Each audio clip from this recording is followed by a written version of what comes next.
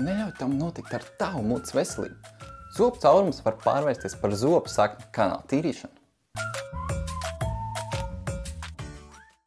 Sveiki, es esmu Toms no baltzobu.lv. Esmu šeit, lai parunātu par caurumiem zobos. Daudz cilvēku uzskata, ka zobu sāpes ir pirmā pazīme zobu caurumam.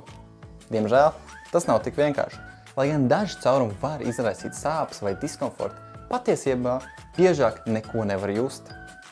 Daži cilvēki var pamanīt jutīgumu, kādu asu malu vai sliktu garšu mutē, bet visbiežāk lielākā daļa neko nepamana.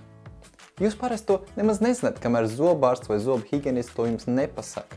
Ja zobārsts vai higienists vizītes laikā ārsts paziņo, ka jums ir caurums, kuram nepieciešama plombēšana, tas ir labākais laiks, lai to ieplānotu. Pirms tas sāk sāpēt, jo tiklīdz tev sāk sāpēt, tā jau var būt nepieciešama zobu sakņu kanāla ārstēšana. Kad zobs sāk sāpēt, cilvēki domā, ka viņiem caurums, bet bieži vien zobu sāpes jau nozīmē, ka ir abscess jeb infekcija. Infekcija rodas tāpēc, ka caurums ir ticis tālāk par emalju un mīksto dentīnu slāni. Zem dentīna atrodas zobu nervus, un ja tas ir pakļauts baktērijām, tas var iekaist un nomirt.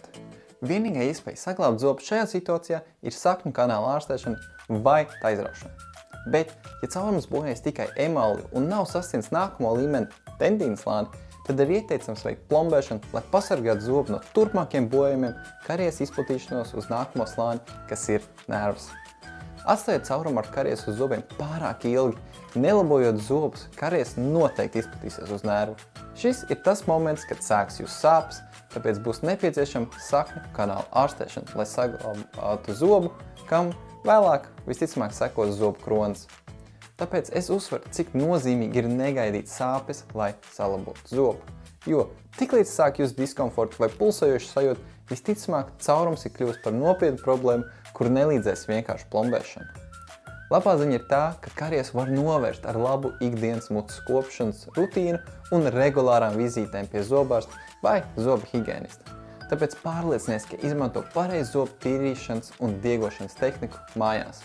Mēs noteikti rekomendējam elektriskās zobubirstes, par tām vairāk var uzzināt mūsu rakstā, kur aplūkojam labākās elektriskās zobubirstes tieši šogad. Noteikti dodies uz zobu higienu vismaz 2 reizes gadā. Tieši higienists laicīgi pamanīs karies veidošanos pirms zobs sāk sāpēt. Ja caurums ir atrasts pēc iespējas ātrāk, dodies salabot to, kamēr tas ir mazs, lai pasargātu sev no lielām sāpēm un samazinātu ārstēšanas izmaksas. Zobu caurums, protams, nav vienīgais iemesls, kāpēc kādam būtu nepieciešama kanāla tīrīšana. Kādam tā var būt, piemēram, zobu trauma, taču visizplatītākais iemesls ir tieši zobu karies, kur dēļ rodas caurumi. Tāpēc, ja zobārsts vai zobu higienists iesaka veikt plombēšanu, jo ir atrasts caurumu, dari to tiklīdz tas tiek atrasts. Tādā veidā būs iespējams saglabāt pēc iespējas vairāk zobu struktūru. Pēc kanāla tīrīšanas, kas jau ir sāpīgs un dārgs process, seko kroņa ievietošana, un tie nav lēti. Turpretī plombēšana ir daudz ātrāk, nesāpīgāk un lētāk. Ceru, ka šis video palīdzēja.